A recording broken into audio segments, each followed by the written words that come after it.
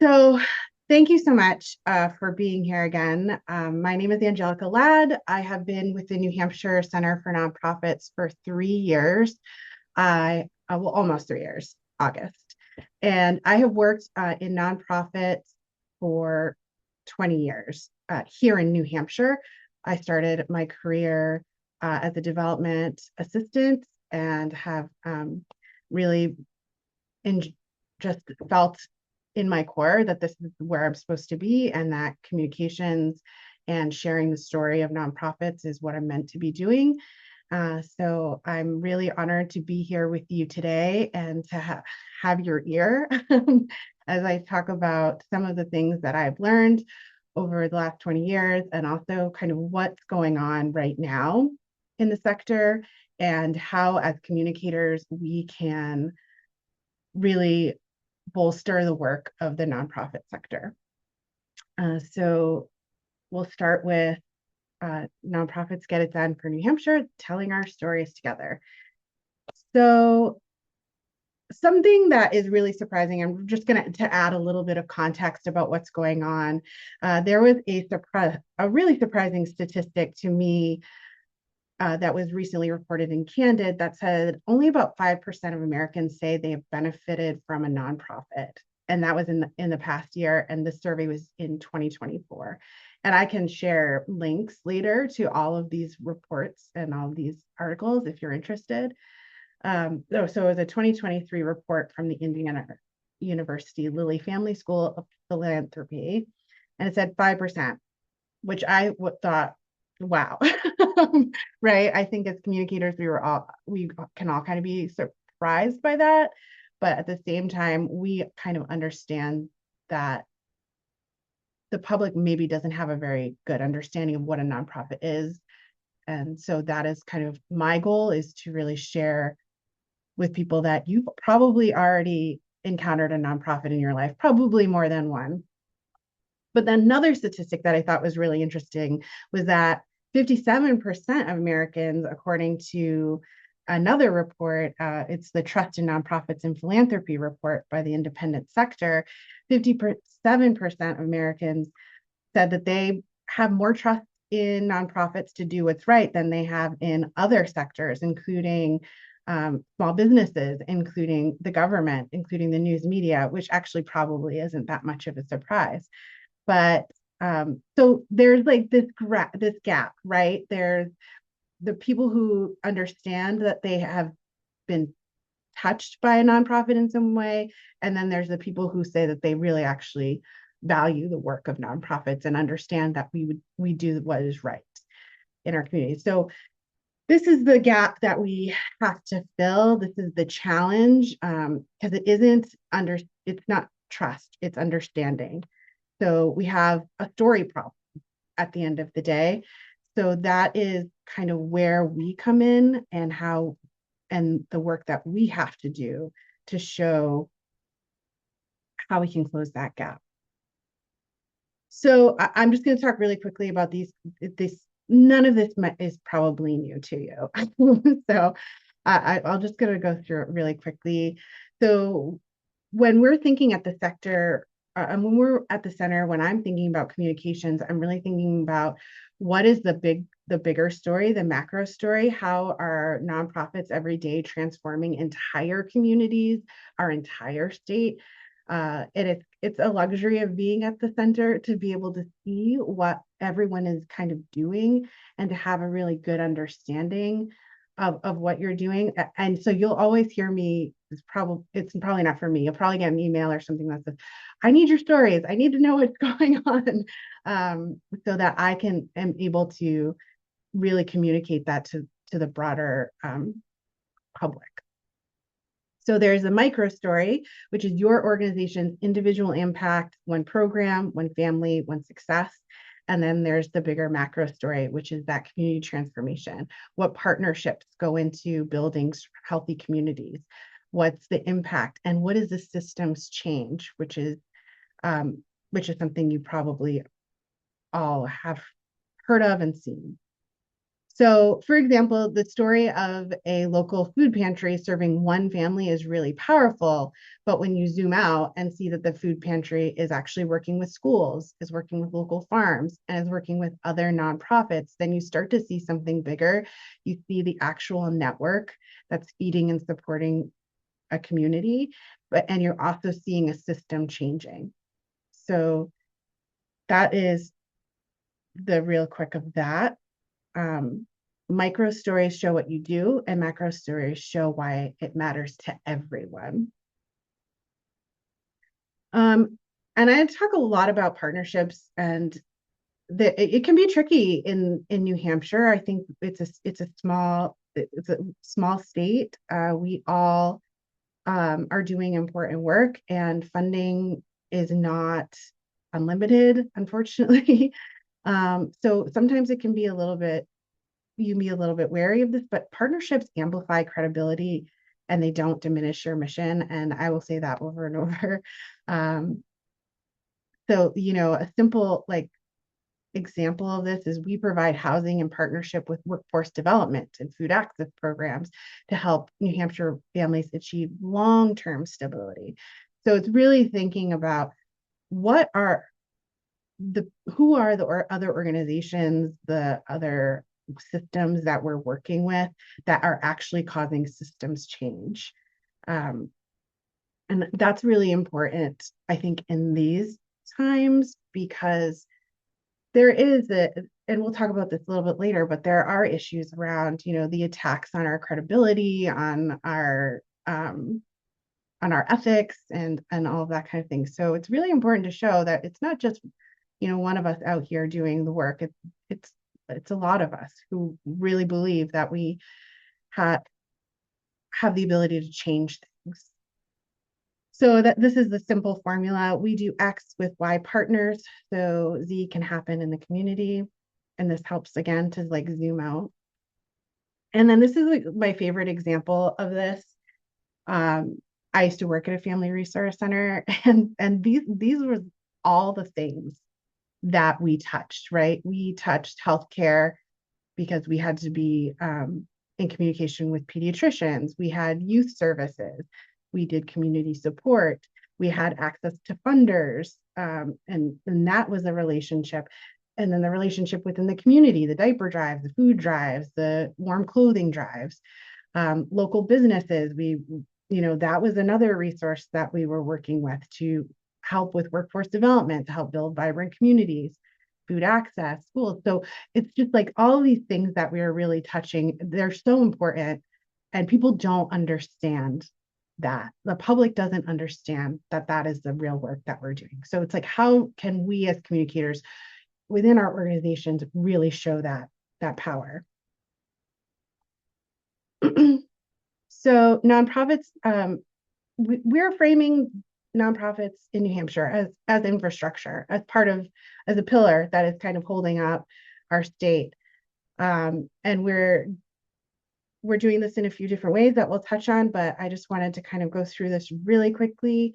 So this is kind of what it looks like in my brain when I'm thinking about this. So we have, the government and funders. The government sets policy, and the funders set structure and parameters. And then there's the nonprofits. There's us through our vast experience, our local trust and partnerships. We're delivering services locally. And then there's the communities that experience the impact. And so most Americans actually recognize this. Research shows a strong majority believe nonprofits and government must work together to solve social problems. Um, so that's a part of that trust. So something to always be thinking about is what is one gap your organization fills that people might not ever notice, but it's important. And right now, this role is becoming more and more important. Obviously, we have federal funding uncertainty, attacks on the credibility of nonprofits, and state legislation and federal legislation that's really targeting nonprofits. And yuck, yeah. Not great. But nonprofits operate in a policy and funding environment that can shift really quickly. We all know that.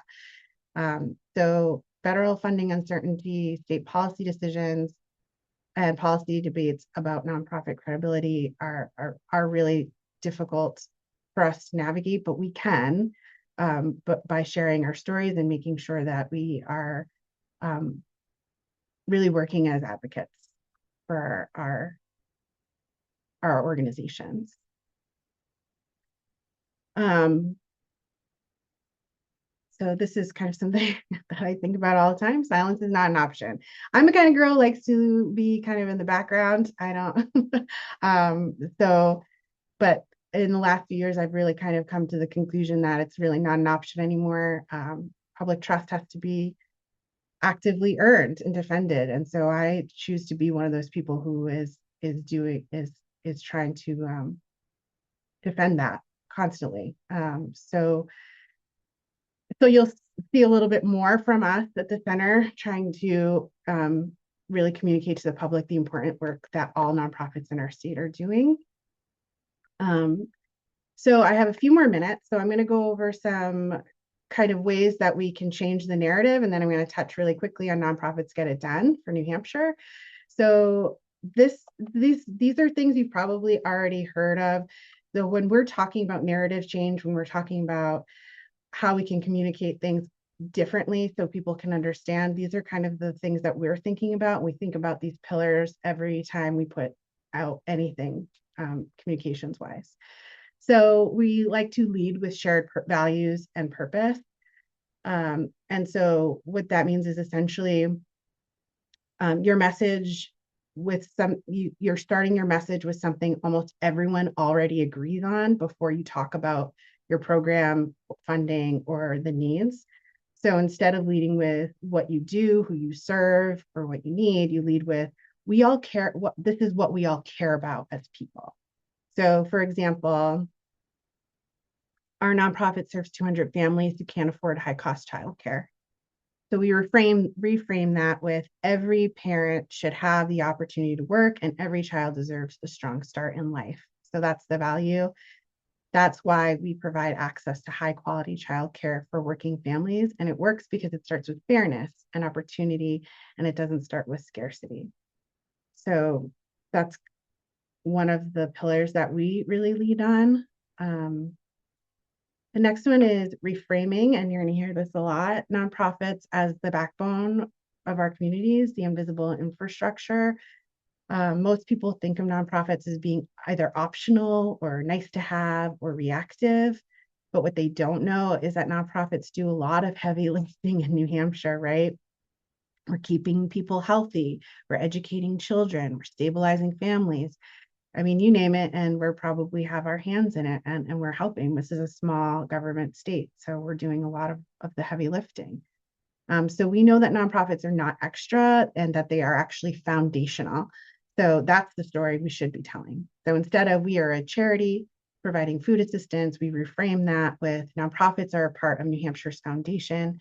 Our food security program keeps people healthy and our workforce strong, just like schools, hospitals, and roads keep our state moving. So this moves nonprofits out of the charity category and into the essential systems category. And this is a big one. This is correcting myths without repeating them. This is really important because when you try to debunk a myth by restating it, you can accidentally just reinforce it. Repetition actually makes ideas stick, even the false ones. So if somebody's saying, "Oh, they waste money on overhead," you don't want to talk about overhead. That's not what we want to talk about. What we want to talk about is every dollar entrusted to us strengthens programs and builds a skilled team and expands our reach so we can serve more people effectively. I really do want to work on this idea that people who work in nonprofits do it for love or we're professionals. We are educated. We value our time. And we do have a passion for the greater good, and that's important. So I do try to steer people away from that like myth.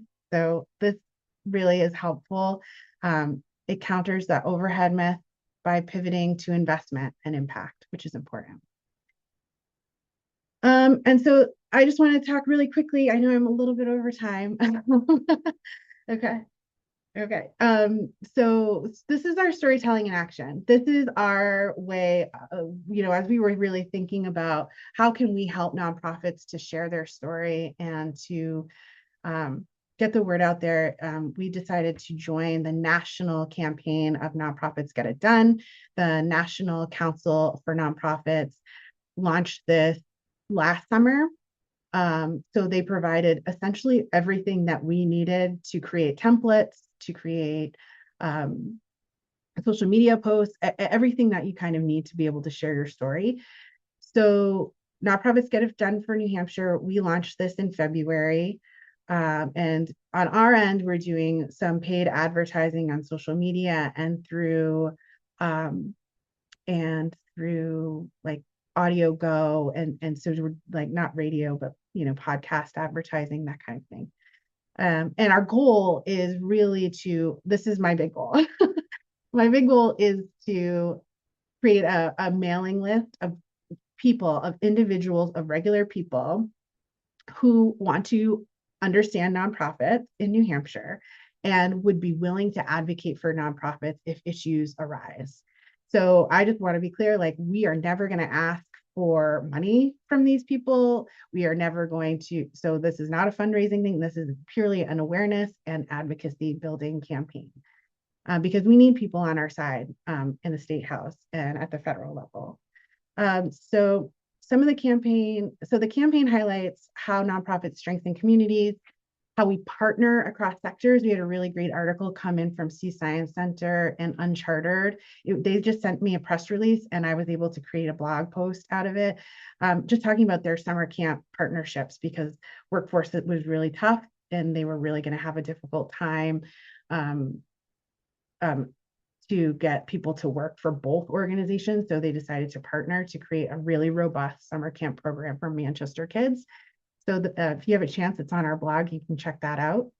Um, Also, how we drive economic impact. I like to think about tourism, how we keep our lakes clean, how we keep our environment really great, and just all of the like markets and festivals. Those are usually run by nonprofits.